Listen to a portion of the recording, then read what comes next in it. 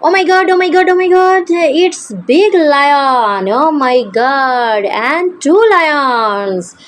Hello viewers, আসসালামু আলাইকুম। আমি আছি মেওয়াজ কুক অ্যান্ড স্টাইল চ্যানেল থেকে। তো আজকে আমরা চলে যাচ্ছি ঘুরতে। তো কোথায় যাচ্ছি চলুন দেখে নেওয়া যাক। আজকে কিন্তু আমরা যাব সেই দূরের গাজীপুর সাফারি পার্কে। তো আমরা কিশোরগঞ্জ থেকে রওনা হয়ে গিয়েছি গাজীপুর সাফারি পার্কের উদ্দেশ্যে। এখন আমরা ভেতরে টিকিট কেটে ঢুকে পড়লাম।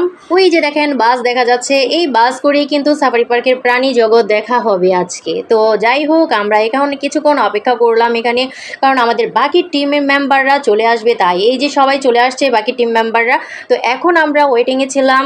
এই সিরিয়ালে প্রচুর লম্বা একটা সিরিয়াল, যেহেতু আজকে ফ্রাইডে মানেই তো ছুটির দিন, আর ছুটির দিনে তো একটা সিরিয়াল থাকবে, তাই না? বৃষ্টি হোক, বাদল হোক, ঝড় তুফান যাই হোক না কেন, এই সিরিয়ালটা থাকি। তো যাই হোক, প্রথমেই আমরা দেখলাম কি জেব্রা।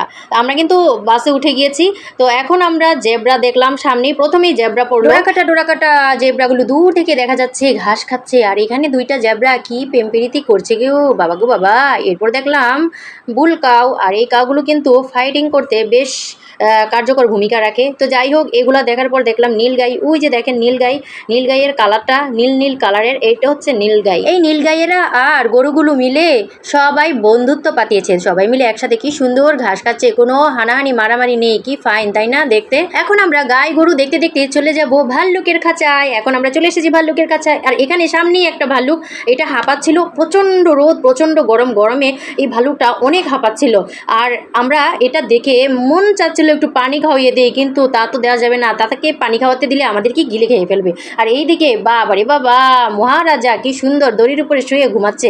দেখেন, এটাও আরেকটা ভাল্লুক, সেও দড়ির উপরে শুয়ে ঘুমাচ্ছে। আমি তো ভাবছি এ আবার কখন দড়ি ছিঁড়ে পড়ে যায় নাকি। তো এখন আমরা চলে এলাম কিসের খাঁচায়? আমরা এখন চলে এলাম বাঘের খাঁচায়। ওই যে বাঘ মামা আমাদেরকে দেখে আসছে, কিন্তু তার সাথে তার সঙ্গিনীর জানি কি একটা বনিবনা হচ্ছিল না, তাই তারা মিটমাট করছে।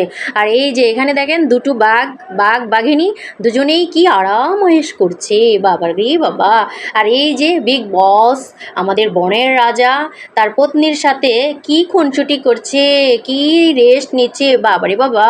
বাসর ঘরে বসে আছে তারা মনে হচ্ছে যেন। তবে মুখগুলো একেবারে শুকনো লাগছিল, যেন কতদিন না খেয়ে আছে ওরা। এখন আমরা চলে এলাম দেখেন কোথায়, হরিণের রাজ্যে। এখানে আর খাঁচা টাচা নাই। যাই হোক, এই হরিণগুলো দেখলাম, অনেকগুলো চিত্রা হরিণ এখানে আছে। এরা দল বেঁধে চলে, আর হরিণ তো সবসময় দল বেঁধে চলে। তবে এই প্রাণীটা কি, এইটা আমি জানি না, এইটা প্রাণীটার নাম কি। আর এখানে দেখলাম জিরাফ। এই যে জিরাফের সাথে একটা বাচ্চা আছে, কিন্তু এটা তো জিরাফের বাচ্চা না, এটা কিসের বাচ্চা তাও বলতে পারতেছি না। তো যাই হোক, আমরা এখন চলে এলাম কুমিরের রাজ্যে। এই যে কুমির হা করে আছে, আর আরেকটা কুমির পানির মধ্যে ডুব দিয়ে উকি মেরে আছে, কখন তার সামনে শিকার আসে নাকি, সেই অপেক্ষায় সে বসে আছে। তো যাই হোক, আমাদেরকে দেখে সে ভো দৌড় দিল, সে ভাবছে মানুষ এগুলো গিলতে পারবো না, তাই আমি চলে যাই। এই তো এখন আমরা চলে এলাম পাখির রাজ্যে, আর এই নানা প্রজাতির পাখি এখানে আছে ম্যাকাও পাখি, যে দেখেন কি সুন্দর কালারফুল পাখিগুলো। আরও আছে নানান ধরনের পাখি, খুবই সুন্দর সুন্দর, যেগুলো আমি যেহেতু প্রচণ্ড রোদ ছিল সে কারণে কিন্তু অন্ধকার লাগছিল একবারে ছায়াতে, তো আমি ভালো মতো এটা ভিডিওতে আনতে পারিনি। তো যাই হোক, আমার কাছে সবচেয়ে বেশি ইন্টারেস্টিং লাগছিল এই গেটটা, এই শিকলের গেটটা, খুবই হাস্যকর একটা গেট দিয়েছিল। এটা হচ্ছে পাখির রাজ্যে। আর এই যে দেখেন, এটা হচ্ছে লজ্জাপতি গাছ, তাকে একটু আমি লজ্জা দিয়ে দিলাম, সেও কিন্তু প্রচুর লজ্জা পেয়ে একেবারে নেতিয়ে গিয়েছে। এখন আমরা ঢুকে পড়লাম প্রজাপতি গ্যালারিতে ঢুকলে দেখে পোকা, এই যে দেখেন কেমন পোকা পাতা খাচ্ছে, আর এগুলো জবাগুলো থেকে বাটারফ্লাই হয়ে যাচ্ছে। তো এই জিনিসটা আমার কাছে একবারে ফাউল লাগছিল। এগুলো কিন্তু আমরা সচরাচর দেখি চোখের সামনে, অনেক সময় দেখা যায়, কিন্তু এটা এই গ্যালারিতে না ঢুকেই ভালো। এখন আমরা ঢুকে পড়লাম মাছের রাজ্যে। আর এই যে মাছ, এখানে ফিশ গ্যালারি। তো এই তো ফিশ গ্যালারিতে ঢুকে একটু ভালো লাগছিল, এখানে বিভিন্ন প্রজাতির মাছ, খুবই সুন্দর সুন্দর মাছ এখানে ছিল। এই যে দেখেন, এই একটা মাছ কি ভালো লাগছিল, ভিডিও করে রাখলাম আমি।